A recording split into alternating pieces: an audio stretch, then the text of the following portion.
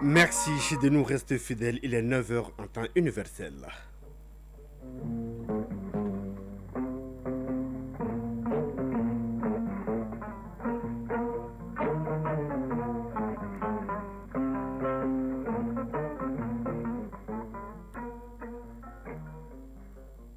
Le journal Mohamed Diarra.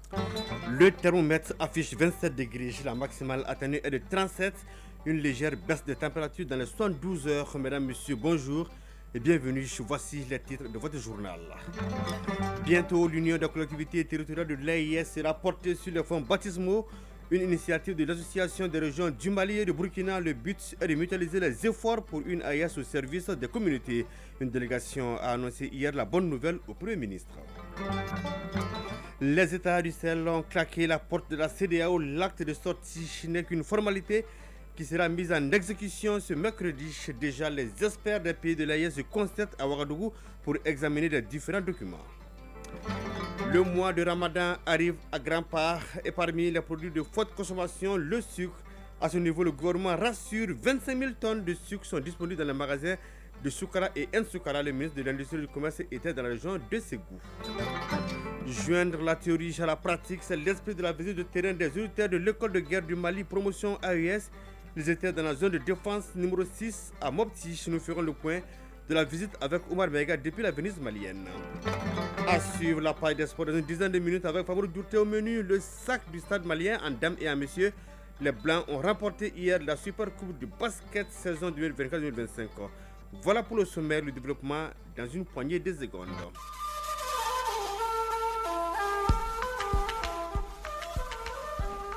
AES Actualité.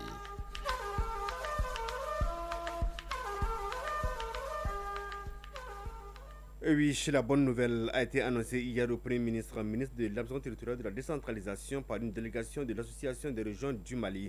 Bientôt, l'Union des collectivités territoriales de l'AIS verra le jour. L'Union aura comme mission de mutualiser les efforts de développement au bénéfice des populations de l'AIS.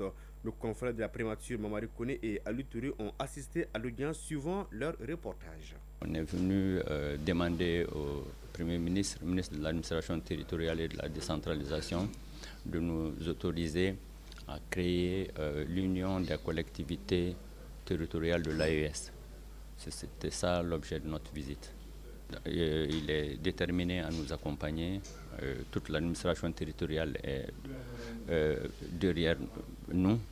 Il nous a dit clairement qu'à partir du moment où la confédération de l'AES a été mise en place, le tout doit être mutualisé et que le développement est confié aux collectivités territoriales. Nous devons mutualiser nos efforts au bénéfice des populations. Il s'agit d'abord de réunir tous les fêtières des collectivités du Mali, du Burkina et du Niger, et ensuite mettre des synergies d'action en place pour des actions très bien ciblées, d'abord dans les espaces transfrontaliers et ensuite dans l'interland pour des projets structurants un peu partout. Conformément aux orientations des plus hautes autorités des trois pays, les collectivités étant des démembrements de l'État, il était tout à fait normal que cette union des collectivités territoriales aux deux niveaux, au niveau donc de la région, vous savez qu'il y a l'association des régions donc, du Burkina et l'association des régions donc, du Mali, puissent déjà réfléchir sur l'impérieuse nécessité de mettre en place cette union des collectivités territoriales à tous les niveaux dans l'espace en vue d'accompagner les politiques édictées par les plus hautes autorités conformément aux exigences bien sûr de la Confédération de l'espace. Il nous a donné des conseils avisés et nous pensons que très prochainement, avec les concertations que chacun va avoir au niveau de son pays, nous allons nous retrouver pour mutualiser bien sûr nos efforts. Les pays de l'AIS ont claqué la porte de la CEDEAO. Vous vous souvenez, il y a environ un an, l'acte sera formalisé ce mercredi 28 janvier. Mais déjà, les experts des pays de l'AIS se concertent depuis hier à Ouagadougou. Ils planifient les stratégies pour le retrait définitif des pays de l'AIS de la CEDEAO. Ces stratégies seront examinées par les ministres des Affaires étrangères de la Confédération AIS. Le reportage de cette première journée avec notre consoeur du Radio Burkina, Wenime Hedipama. Il s'agira pour les hauts fonctionnaires de l'AES à cette rencontre d'analyser les enjeux et les implications du retrait définitif des États de l'AES de la CEDEAO. Les échanges leur permettront de dégager la position commune des 3 États, de définir des stratégies et procédures de négociation avec la CEDEAO.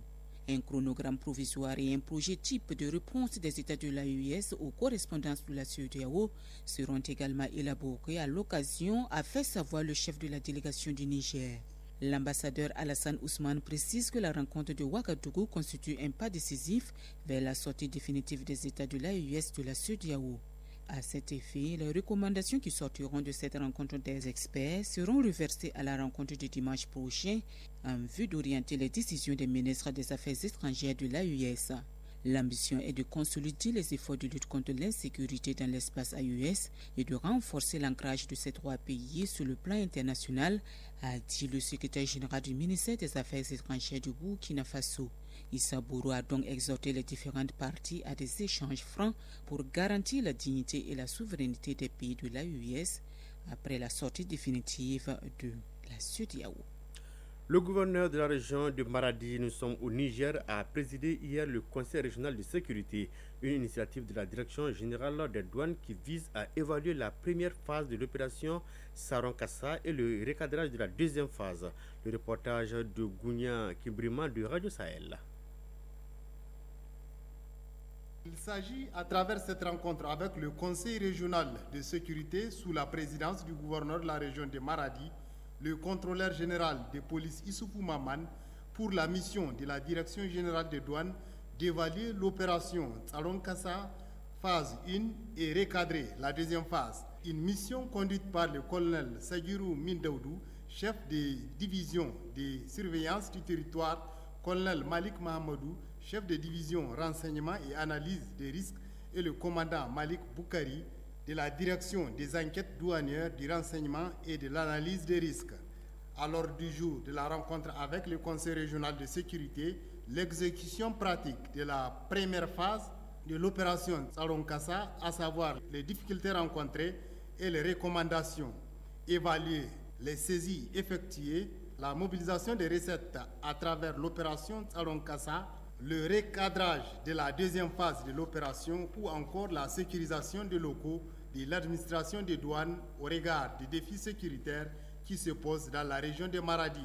Une opération qui a mobilisé tout le corps des forces de défense et de sécurité, ce qui a permis de renforcer la cohésion entre ces différentes forces. Dans la région de Maradi, cette première phase a permis de mobiliser des recettes conséquentes sur le droit de compromis sur les marchandises, c'est-à-dire des produits non prohibés introduits frauduleusement au Niger.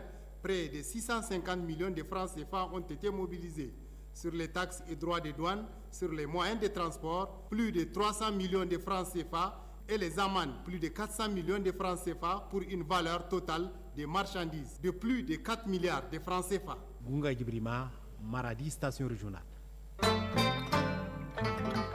Nous restons sur le continent pour parler d'autres sujets. L'ancien président gambien en exil Yahya Jammeh a annoncé son retour dans son pays et à la tête de son parti politique, l'Alliance pour la réorientation et la construction patriotique.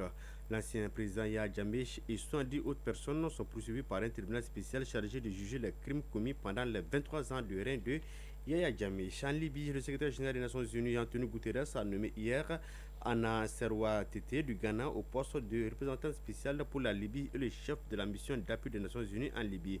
Elle succède ainsi à Abdel Bachili du Sénégal. L'information a été donnée par le porte-parole de l'ONU. Le président camerounais Paul Biya, âgé de 92 ans et au pouvoir depuis 43 ans, sera de nouveau candidat à la prochaine présidentielle prévue en octobre 2025. L'information a été confirmée par le président de l'Assemblée nationale. A noter que la constitution camerounaise ne prévoit pas de limite d'âge ni de nombre de mandats pour les candidats à la présidentielle. La suite de ce journal dans une poignée de secondes. Le mois de Ramadan, c'est dans un peu plus d'un mois, un mois de forte consommation des produits de première nécessité comme le sucre. Le ministre de l'Industrie et du Commerce est très serein. Le stock est disponible plus de 20 000 tonnes dans les magasins de Nsoukala et Soukala. De Ségou, les explications de Honoré Chinou. Par cette visite à N'Soukala, le ministre de l'Industrie et du Commerce constate de près les stocks en sucre au niveau de cette unité industrielle pour satisfaire les besoins du mois de Ramadan. Sur place, Moussa Alassane Diallo a visité les différents magasins de stockage où plus de 16 000 tonnes de sucre attendent le mois de Ramadan. Moussa Alassane Diallo, ministre de l'Industrie et du Commerce. Les 25 000 tonnes sont aujourd'hui constituées au niveau du Soukala et de N'Soukala. C'est aujourd'hui sur la base des stocks disponibles sur le territoire national et les stocks en cours. Si nous faisons l'analyse rapprochée de l'ensemble, l'évaluation de tous ces stocks-là, nous pouvons dire, Inch'Allah, que le mois de Ramadan 2025 va se passer dans les meilleures conditions possibles en matière d'approvisionnement du marché en sucre, comme pour les autres produits de première nécessité pour le mois de Ramadan et sur l'ensemble du territoire national. Cette action de l'État va concerner plusieurs denrées alimentaires pour le bonheur des consommateurs pendant le mois de Ramadan. C'est là en collaboration avec les commerçants. Zedion Dambélé, directeur général du commerce, de la consommation et de la concurrence. Le gouvernement a accordé déjà des avantages aux opérateurs économiques pour importer un certain nombre de produits. En plus de ces mesures de facilitation, donc, nous avons aussi la production locale de sucre qui fait l'objet aussi d'un certain nombre de mécanismes pour réguler le marché. Pour le contrôle de l'action gouvernementale, les membres de la commission finance de l'économie du CNT apprécient la démarche. Abdini Koumaré, vice-président de la commission des finances de l'économie, du plan de la promotion du secteur privé et des industries. Cette année, c'est encore meilleur. Nous pouvons couvrir totalement le mois. Nous avons pu asseoir cette mission annuelle pour venir évaluer le stock et voir réellement ce qu'on peut mettre à la disposition de la population. Le ministre Diallo, en échangeant avec les agents de N'Soukala, a rappelé la lettre de cadrage du président de la transition assignée au gouvernement dans le cadre de la promotion industrielle, mais aussi la priorité du consommateur malien dans les productions nationales. Ségou Honoré Tchénoué Bassi Traoré pour l'ORTM. Les auditeurs de l'école de guerre du Mali promotion AUS en visite de terrain à l'intérieur du pays pour joindre la théorie à la pratique. Ils étaient dans la zone de défense numéro 6, région de Mopti. Notre correspondant Oumar Mega a suivi la visite suivant son reportage. Ils sont 25 auditeurs, dont un personnel féminin de la 4e promotion de l'école de guerre du Mali a effectué un séjour de 48 heures dans la région militaire numéro 6 de Sévaré. Une visite découverte qui vise d'une part à s'imprégner de la situation sécuritaire dans le théâtre-centre de l'opération Maliko, mais aussi à faire le lien entre la théorie et la pratique dans le cadre de la planification et la conduite des opérations militaires. Colonel Boubacar Tangara, chef du département des renseignements opérationnels à l'école de guerre du Mali. Les objectifs pédagogiques qu'on s'était fixés pour la visite du PCAT Centre et du secteur 4 ont été atteints. Ça nous a permis non seulement de s'inspirer de l'expérience pratique, que ce soit du commandant du PCAT Centre et du commandant du secteur 4. Et je vous avoue qu'on s'est retrouvé pendant les 48 heures en face des personnes expérimentées qui ont l'expérience terrain nécessaire pour édifier nos auditeurs de la 4e promotion.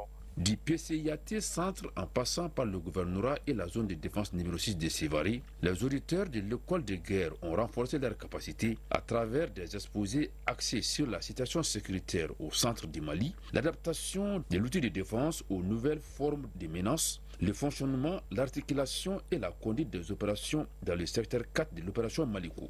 Lieutenant-colonel Mahaman Mahirou Rabiou, auditeur du Niger. Ça a été une occasion pour nous de confronter tout ce qu'on avait eu à apprendre dans la planification au niveau stratégico-théorique aux réalités du terrain auxquelles font face les PCIAT au niveau opératif et le secteur au niveau tactique.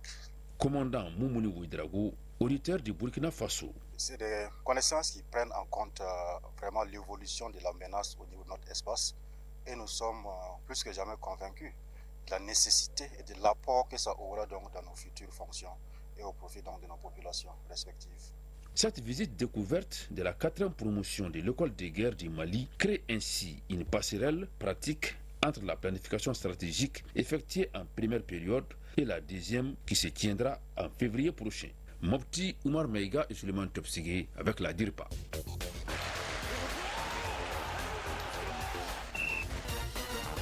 Oui, il est là, Fabrou Dourtier, bonjour. Bonjour Mohamed Diarra, bonjour à tous. Le cercle du stade malien, Super Coupe du Mali en basketball.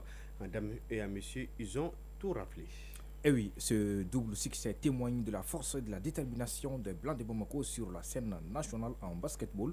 Du côté des hommes, le stade malien affrontait l'AS Police dans un match très disputé. Dès le coup d'envoi, les joueurs du stade malien ont affiché une grande intensité, prenant rapidement l'ascendant sur leurs adversaires. Grâce à une défense solide et une attaque bien orchestrée, ils ont su maintenir une avance confortable tout au long du match. Au terme de la rencontre, le score final était de 66 à 49 en faveur du stade malien de Bamako. L'AS Police, écoutons respectivement Youssouf Dabo de l'AS Police et Gaussou Cheikh Fofana du stade malien de Bamako. Ils sont au micro de Daouda Kone. Ça se voit qu'on n'est pas préparé physiquement. Donc du coup, mais on va y remédier à ça et travailler encore plus pour revenir parce que déjà on connaît les problèmes, on connaît les faiblesses. Donc on va travailler en conséquence et puis ça va aller. C'est juste un début pour le moment. Bon, comme nous sommes en préparation pour la saison n'est pas encore commencée. Donc on peut dire qu'on va mieux montrer plus que ça même. Voilà, de leur côté, les dames du stade malien de Bamako ont également réalisé une performance remarquable face au Djoliba AC. Les deux équipes ont réalisé une belle première période. Au finish, le stade malien dames l'emporte 66 à 59. Je vous propose d'écouter à présent Khadija Koulibaly du Djoliba AC et Aïchata Toulou du stade malien de Bamako. Elle s'exprime au micro de Daouda Kone. C'est le basket et c'est un match. Ça, on le met de côté, c'est déjà passé et on va se concentrer sur ce qui est à venir, c'est-à-dire le championnat. On essaye de s'adapter avec les nouvelles venues et tout. On sait que ça ne sera pas facile, mais la mission reste la même, faire un doublé. C'est le premier match de la saison. Vu la prestation qu'on a fait sur le papier ce soir, il n'y avait rien à dire. Donc, ça veut dire qu'ils sont prêts physiquement et mentalement. Bien vrai qu'on a des nouvelles recrues, mais elles ont su assumer leur place, leur rôle. Ils ont très bien joué leur rôle. Je félicite toutes mes joueuses et l'encadrement technique et puis le staff médical. Il n'y avait rien à dire ce soir. Comme les années précédentes, nous sommes là pour défendre les titres. Donc, comme l'année passée, on a été champion et puis on a remporté la Coupe du Mali. C'est le même objectif cette année. On va venir avec la même détermination, la même confiance, puisque c'est le stade, on va vers les trophées et blanc sur blanc gagne. Nouvelle saison de la Fédération malienne de basketball est donc officiellement lancée avec cette double victoire. Le stade malien de Bamako envoie un message fort à ses concurrents. Le club de Soutiba est prêt à défendre ses titres cette saison. Les yeux sont désormais tournés vers la nouvelle saison du championnat national de basketball. Wet NC, Jean Football, la 10e journée de la Ligue 1 professionnelle débute ce samedi. Quelles sont les affiches du jour? 3 rencontres sont au programme aujourd'hui, chacune ayant des enjeux cruciaux pour les équipes concernées. Ça commence à Kati, au stade Salif Keita Domingo à 15h45. L'association sportive de Korofina, actuellement au bord de la zone rouge avec 7 points, reçoit Afrique Football Elite qui est juste au pied du podium avec 12 points à 16h au stade Mamadou Konaté. L'AS Bakaridian, 5e au classement, 12 points, accueille l'USFAS 2e avec 14 points. Ce match est crucial pour les deux équipes. L'AS Bakaridian, qui visait une place sur le podium, doit impérativement remporter cette rencontre pour rester dans la course au podium. Et l'USFAS, quant à elle, cherchera à consolider sa position de dauphin et à réduire l'écart avec le leader, l'US Bougouba. La dernière rencontre de la journée oppose les Étoiles du Mandé qui sont premiers relégables avec 7 points à Binga FC qui se trouve au milieu du tableau avec 10 points. Pour les Étoiles du Mandé, chaque point compte dans leur lutte pour le maintien. Cette 10e journée de la Ligue 1 professionnelle du Mali se poursuivra demain dimanche et se conclura lundi avec d'autres rencontres intéressantes. Terminons avec la Coupe du monde de handball. Les favoris, la Suède, l'Espagne et la Norvège sont éliminés. Et oui, en effet, c'est l'hécatombe chez les favoris. Ce vendredi, le groupe 3 du tour principal a réservé plusieurs scénarios de folie. La Suède, championne d'Europe 2022 et 3e du dernier Euro, est éliminée après sa défaite surprise face au Brésil 27-24. Menée de 5 buts à la pause, les Suédois n'ont pas pu renverser la vapeur, laissant la Seleção rejoindre les quarts de finale pour la première fois de son histoire. Le Portugal a fait sensation en battant l'Espagne 35-29. Le Portugal, leader de son groupe, a donc poursuivi sa série d'invincibilité en dominant l'Espagne, médaille de bronze des Jeux Olympiques à Paris 2024 qui n'avait jamais battu. Les Portugais et les Brésiliens sont qualifiés avant même les derniers matchs de groupe prévus ce dimanche. La Norvège est également au tapis avant ses matchs face au Chili et la Suède. La voie semble donc dégagée pour la France et le Danemark, champions du monde et olympiques en titre. Deux pays qui ne peuvent se rencontrer au moins jusqu'en finale. Dans le groupe 4, l'Islande, l'Égypte, la Slovénie et la Croatie sont à la lutte pour la deuxième place qualificative pour les quarts de finale. C'était là le résumé de l'actualité des sports avec Famoud Douté. Merci à vous aussi, chers auditeurs de Radio Mali. C'est la fin de ce journal à 9h passées de 21 minutes. Une édition présentée par Mohamed Diarra avec le concours des Abs Traoré à la mise en onde. La mise en ligne est assurée par Badi Touré, coordination éditoriale Ousmane Dao. La réalisation est l'œuvre de Adam Maïga. Passez d'excellents moments en compagnie des programmes de Radio Mali. Au revoir.